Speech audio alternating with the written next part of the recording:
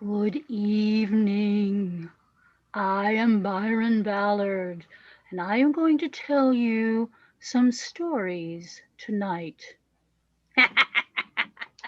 Oh boy, I love telling ghost stories. So I hope you all have gotten yourself something to drink. I've got my special mug here, and you have your kitties on your laps, or you're holding your puppies. But either way, you are ready to get maybe a little chill. So, like most of you, and I know a lot of you, I am not going to be telling you the story that's a tale or a legend or some folklore. I'm going to tell you actual stories of actual ghosts that I or people that I know and trust, and there are very few of those.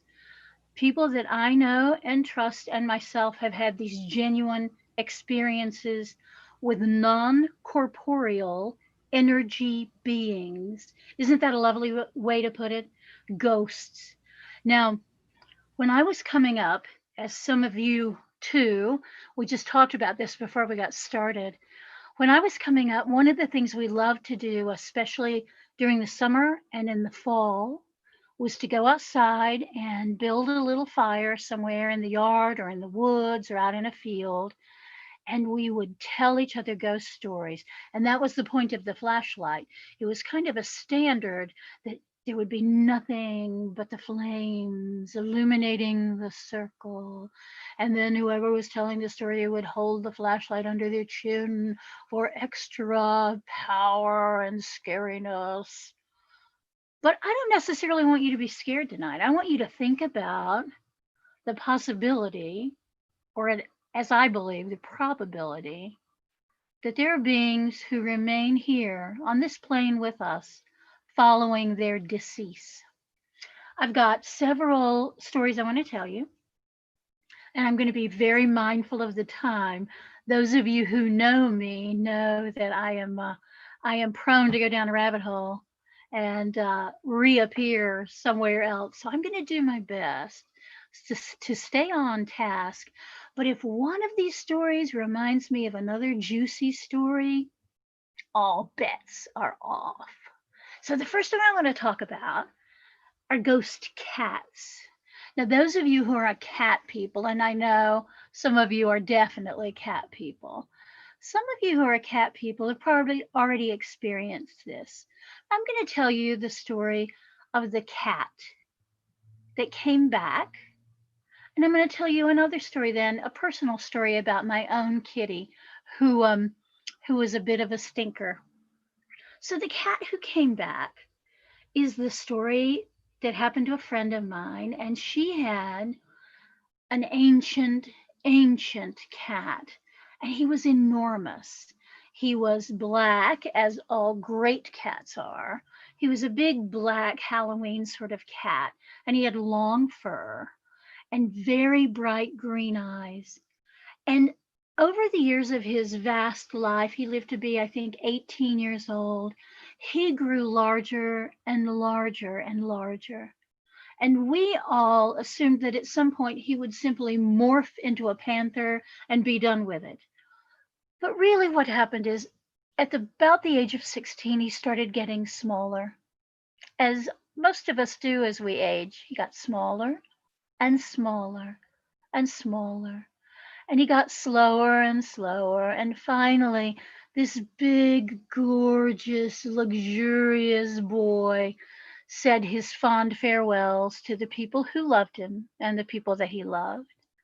And he died at home, and he was buried with all of his proppers. We dug a hole in their garden, and we wrapped him in a beautiful cloth and kissed him goodbye. We did all of the things that you do when your beloved goes.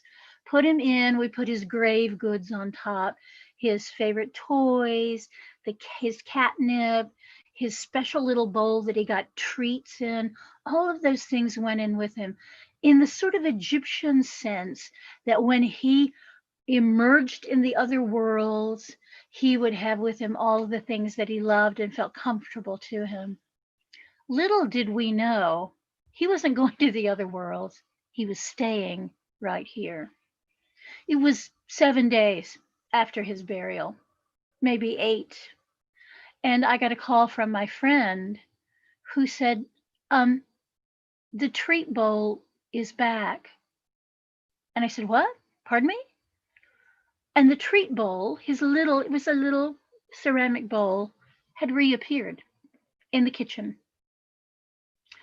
And she immediately thought something had been messing with the grave. So she went out to check, and no, there were still flowers and there was grass. We'd done a lovely job with the funerary arrangements, and nothing had been touched. But the bowl was back. And 3 or 4 days later, one of the toys appeared.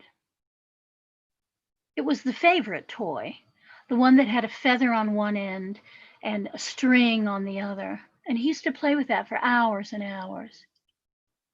She called me about that, and I went over to the house then, and I said, we're going to have to open the grave and see what's going on. And she was like, no, no, no, no, no, no, no. They said, are you sure? Because I will do it. You can stay in the house, have a cup of tea, and I will do that for you. And she said, no, I feel like that would be just desecrating it. And no, no, no, let's not do that. I'm sure there's a logical explanation somewhere. So a week later, and now we are 2.5 weeks away from the cat's burial. And I really don't want to dig it up at this point.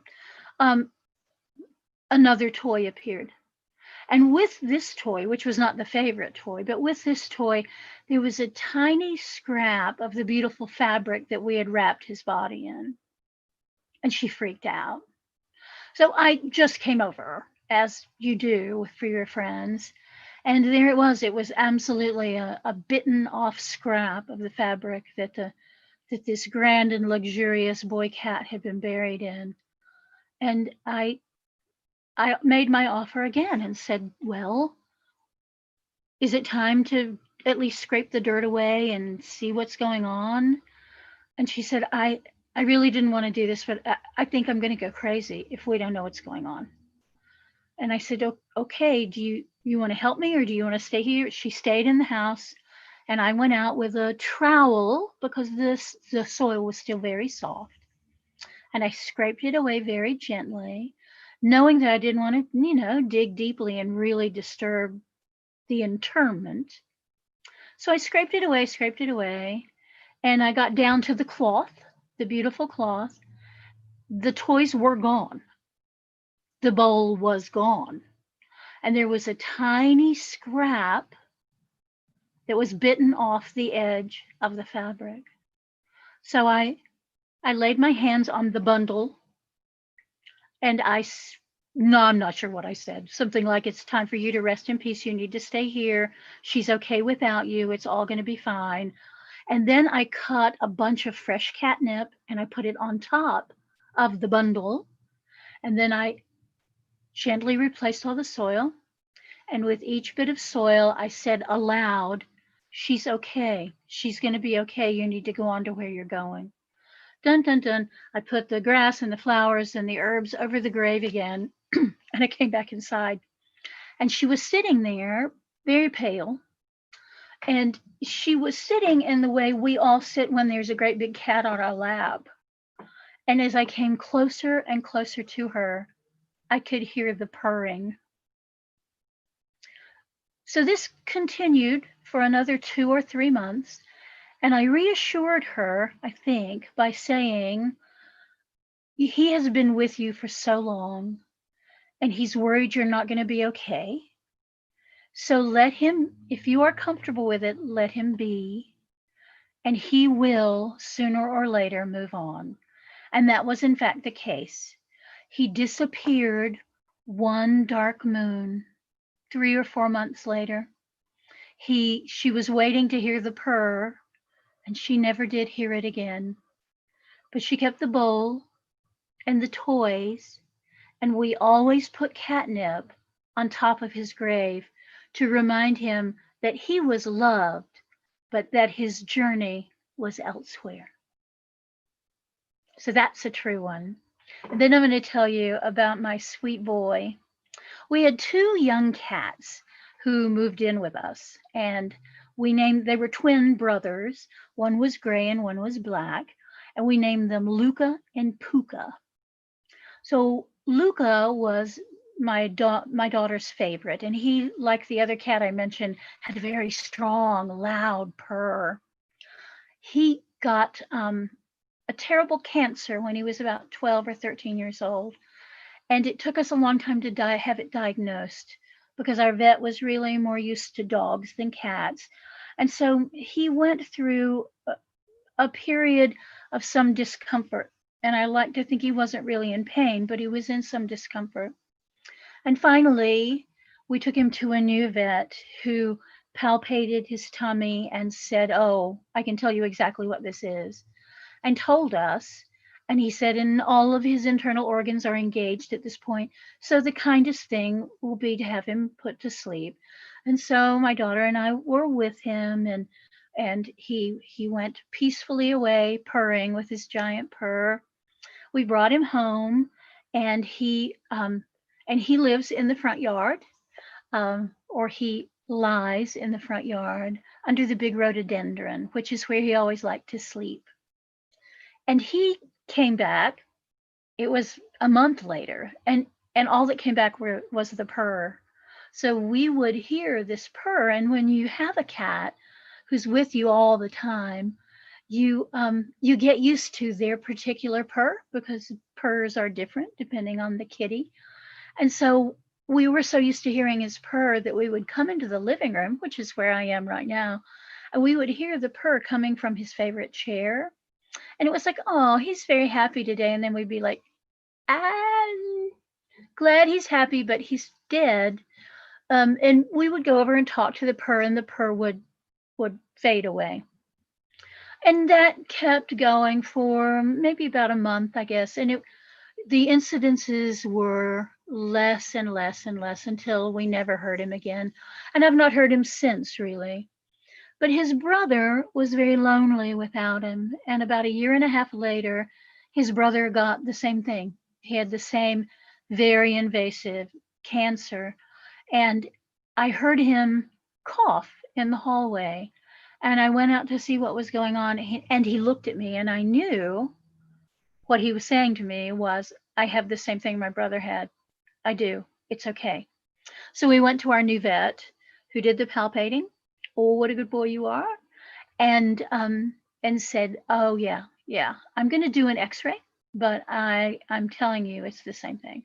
So he did an x-ray and came back, and he said, I think you should take him home with you tonight and have one more night of loving him up and hugging him and kissing him and all that stuff, and then bring him back tomorrow and we will take care of that. So that gave us the opportunity to do that, which is a wonderful thing. It's a wonderful opportunity to have one last night with your buddy. So we took care of the euthanizing the following day, and again did him a beautiful burial with his propers, and he is under a stone slab right outside the gateway to my little garden. So every time I go into the garden, I go, hey, baby boy, how you doing? So he was not a big purrer, but he used to sleep with his feet behind me, and he would stretch over my neck like this with his head right here. So it was like wearing a fur collar all the time. And that's just how he liked to sleep. And I was mostly okay with that. So it wasn't the purr with him. I would feel him wrap around my neck at night. And I would wake up and go, oh, you're just having some dream or some hallucination. And I would feel him. He was still there. And again, that lasted for about a month. And then it faded away. And the whole time with him and with his brother, we would say things like, we love you so much and you are just the best cat, but you have other work to do. You have other things to do in other worlds. So we're good. We're okay here. And you need to go on and do what you're doing. And I have found again and again with our non-corporeal friends that the very best thing is to let them know that you're okay and to let them know that they're okay, but they have other places to be and other things to do. I do a lot of funerals, and I love to talk about to the bereaved people. I love to talk about how your beloved is now in the Summerlands or is gone into the West and is now learning to be an ancestor. So your beloved is a baby ancestor. And there's something about thinking that your 85-year-old grandma who had dementia and had a really hard end of life experience is now in this place where people are telling her how to be, and it is comforting to so many people to be able, whether they believe that or not, to be able to enter into the fantasy of that and to really fully engage it. So keep that in mind when you are experiencing a grief cycle yourself or standing by with someone who is also doing that. I don't often see spirits, but I get called out a lot from people who go, oh my gosh, there's a ghost in my house, or I think I've got a poltergeist, or any number of things they've seen on TV or in the movies, and they're absolutely sure that's happening to them. And the secret is, most of the people who call me, the problem is them. It's not a spirit in the house. But sometimes it is. And I want to tell you a couple stories about that. So my friend she and her husband had bought an old farm out in the part of the county where I grew up. So I knew the area really well. And she wanted to have a big Halloween party in her barn, but she had this feeling, she had an intuition that there was a Confederate soldier who walked a line back and forth in this one particular place. And she had seen him out of the corner of her eye. And then she had had this intuitive knowing. So she asked me if I would just come out and see what I thought about it. Well, I explained to her, I don't often see ghosts, but I will come out and kind of feel the air and walk around and see what I get. So I did. So I met her at her house. We did the big hugs like we all do with each other. And aren't you looking forward to hugs again once we get on the other side of this? I am. So I gave her a big hug and I said, let me just wander around the barn. And the reason she wanted to know if it really was a spirit is because she wanted to rope that area off, because she didn't want people drinking and dancing and merrymaking if there was really a kind of trapped spirit. So she was being very respectful about the whole thing. So I go out and I do the thing that I call magic hands. So I rub my hands together, I get a lot of friction going, and then I just walk in concentric, narrowing circles until I feel something or I don't feel something. And sometimes I don't. So I walked and walked and walked, and then there was this one place, and it felt cold. It felt colder than the air around it, and it was a beautiful late summer day. So I tracked it to figure out what the line was of this coolness. And those of you who have done spirit work will know that it isn't just a cold line. Sometimes if it's cool weather, it'll be a warm line. But either way, there is a barometric change and there's a temperature change that often lets us know that there is some spirit activity. So I tracked what the line was, and I walked the line a few times, and it felt very lively. I call it zizzy. It felt very zizzy. So I went back in and got my friend, and I said, I'm gonna show you this line that I've just walked, and you tell me whether that's where you've been experiencing this phenomenon. And I walked the line, and she said, absolutely, I think that's what it is. And she said, do you get a feeling about what the spirit is?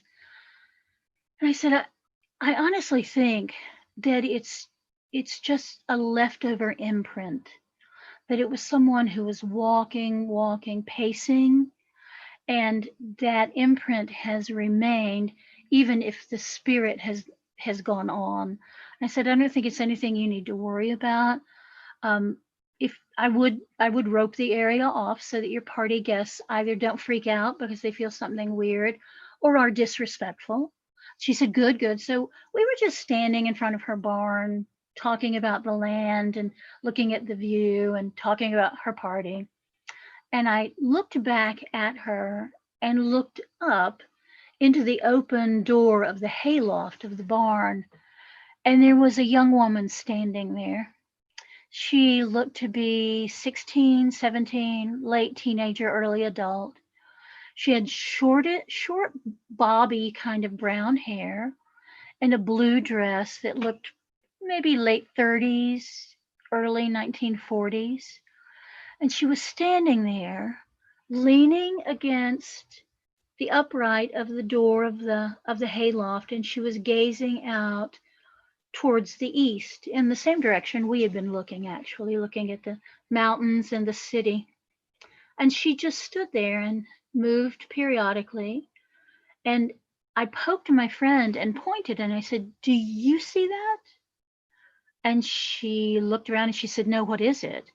And I said, "There's a young girl standing there. And if you don't see it, then we're going to assume that's a spirit person who is here visiting with us." So we watched her, and she paced a little bit. She walked to one side of the door and she walked back. She leaned against the door again. And at one point, she sat down and dangled her feet over the edge. And as we watched her, she slowly faded away, very slowly, until she was absolutely gone. It was a fascinating exercise in observation. But what happens to us when we have these phenomenon occur near us is that we want the story. And we never got the story of that one.